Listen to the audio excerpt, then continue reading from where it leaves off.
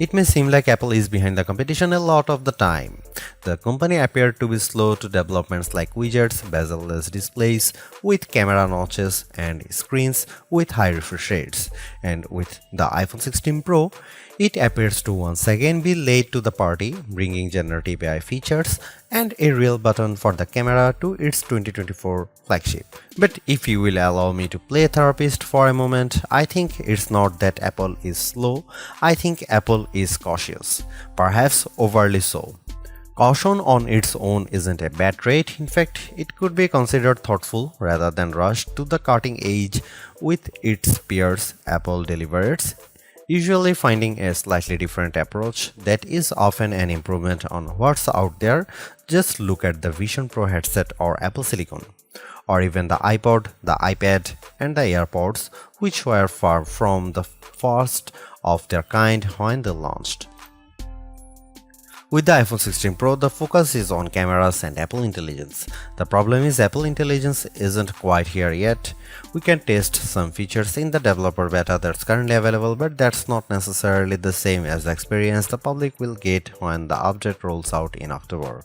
It's not unprecedented for new iPhones to launch without some marquee features, sure, and thankfully there is still plenty that the iPhone 16 Pro brings. From camera control, the Fusion camera, and other video related updates to slightly bigger displays and iOS 18, the iPhone 16 Pro and Pro Max are intriguing successors, even absent the wanted intelligence features that are still to come. I am getting deja vu. Looking back at my review of the iPhone 15 Pro, I see a picture of that phone and its predecessor lined up by side to show just how much thinner the bezels are. Apple has once again trimmed the borders on its flagship phones, but while doing that enabled it to reduce the handset size in 2023. This year it allowed the company to cram in larger screens without much change in footprint. The iPhone 16 Pro and Pro Max displays have increased in size from 6.1 inches and 6.7 inches up to 6.3 inches and 6.9 inches respectively. Both handsets have grown ever so slightly too, by just under 1mm in width and about 3mm in height. Basically, the iPhone 16 Pro and Pro Max are a hair wider and taller than their predecessors but maintain the same 8.25mm profile, and yet in spite of this minimal change, you won't be able to keep your old cases if you are upgrading from an iPhone 15 Pro to an iPhone 16 Pro. Not only would the cases not quite fit, you'd also need something with either a cutout or a sapphire crystal and conductive layer to be able to use the new camera control. Of course, Apple sells compatible cases, as do some third parties like OtterBox, so you have plenty of options. I have spent most of this year's hardware review season remarking how Samsung and Google's flagships feel like iPhones, and I have now reached a strange inception point. As I have been comparing competing phones for this review, I have been surrounded by about a dozen handsets from all these different companies on my couch, including last year's iPhone, the Galaxy S24 Plus, and the Pixel 9 Pro and Pro XL. Trying to figure out which one is the iPhone has become more confusing than ever, as they all feel similar in build. The best way to verify at a glance is looking at the camera arrays or my wallpaper. All that is to say that the iPhone 16 Pro feels similar to its predecessors, which is what these other companies have been attempting to emulate. Apple would be right to feel flattered by this imitation, and yet I have to wonder if it's time to do something different. Google's Pixel 9 Pro is actually a whole 6 grams lighter than the iPhone 16 Pro at 221 grams, and I'm absolutely smitten by its rich pink hue and shiny edges. Though I like the new golden desert color for the iPhone 16 Pro, I do wish Apple's premium flagship had more fun and vibrant exteriors. That said, I do love the base iPhone 16 in pink, teal, and ultramarine. Arguably, the biggest change to the iPhone 16 lineup, not to mention the iPhone 16 Pro, is the introduction of camera control. This is a button on the right side of the device which has touch and pressure sensors on it to enable greater control with swipes and semi-presses. One of the things this was supposed to do was let you push slightly on the button to trigger focus, similar to what half pressing a DSLR shutter button would do. That function won't be available at launch, so I can't say if it's effective. But by the large, camera control is a very Apple approach to a feature that has been around for years. From phones by Sony and Nokia with dedicated shutter buttons to Android handsets with hardware-based double-click shortcut, the notion of quick access to your camera without having to fudge with the screen is a popular one. For good reason too. I've hated having to swipe or long press the icon on my iPhone's lock screen in the past, and even though I could set the iPhone 15 Pro section button to open the camera, it just wasn't positioned well and I'd have to give up my mute button. So, Apple isn't breaking new ground with its hardware shortcut for a frequently used app, but it does do a few things differently. With the touch sensor, you can swipe on it to tweak things like exposure, zoom levels and tone, and the half press still works as a way to select options or go back out of menus within the camera control interface. In theory, it's a nice way to make changes in the fly. In reality, there are a few issues and they largely have to do with placement. The button sits a little farther from the base of the phone than I'd like, so my fingers have to reach a bit more to press it, whether I was in landscape or portrait mode. This wasn't usually a problem when I had both hands free and could steady the iPhone with my other hand and readjust my grip. But if you are trying to take a quick shot with just one hand, the button's location can feel unintuitive.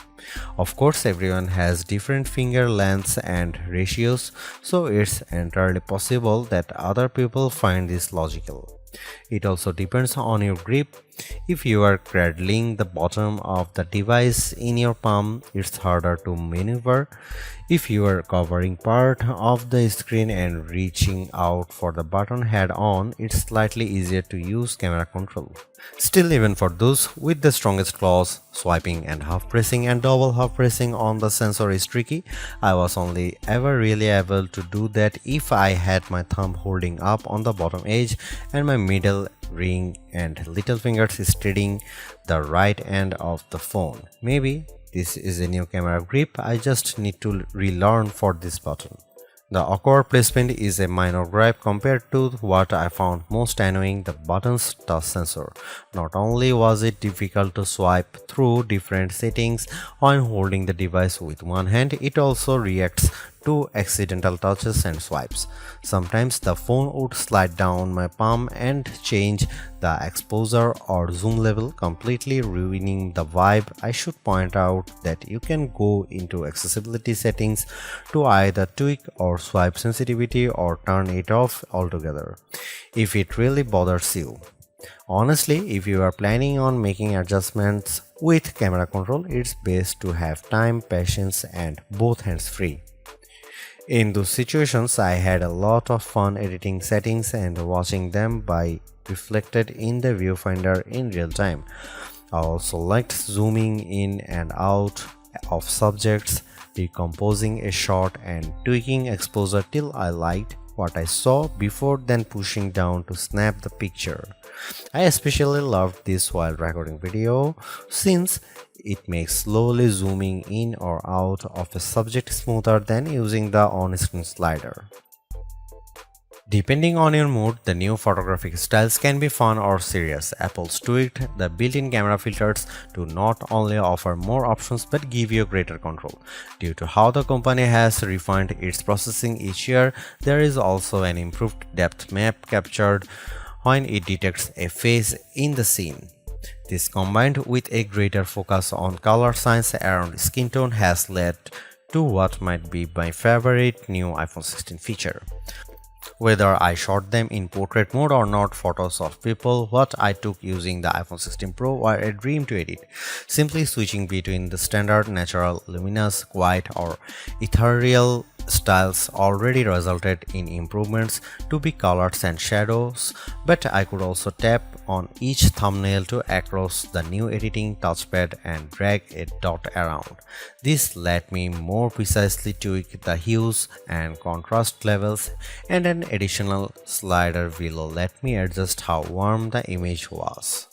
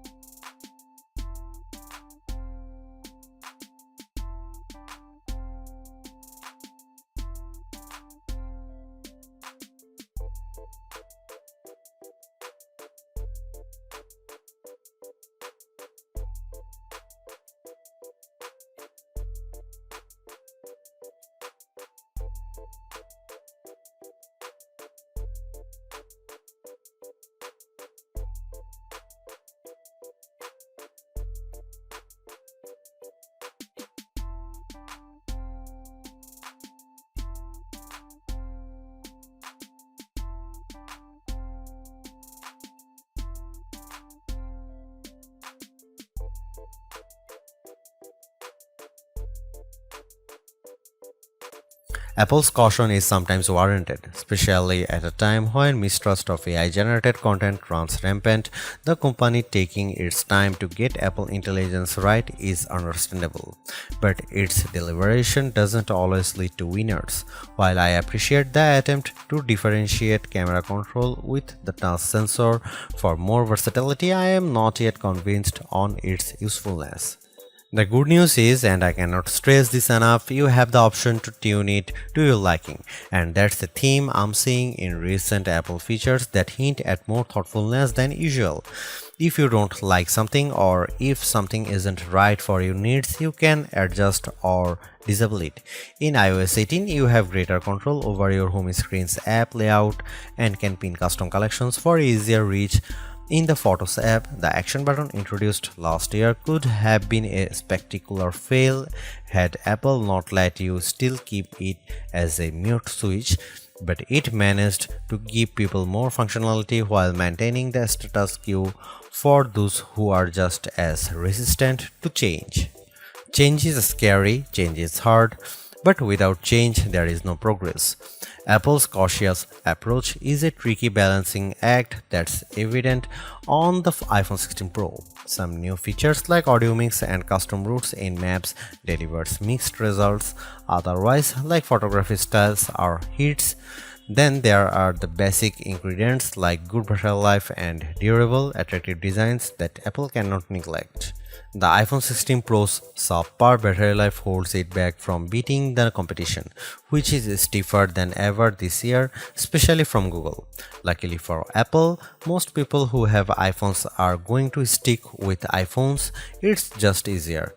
For those already sucked into the ecosystem, the iPhone 16 Pro are worth the upgrade from a model that's at least 2 years old. If you already have an iPhone 15 Pro, for the sake of our planet and your wallet, you might prefer to hold off on upgrading, especially since this year's devices aren't that much different.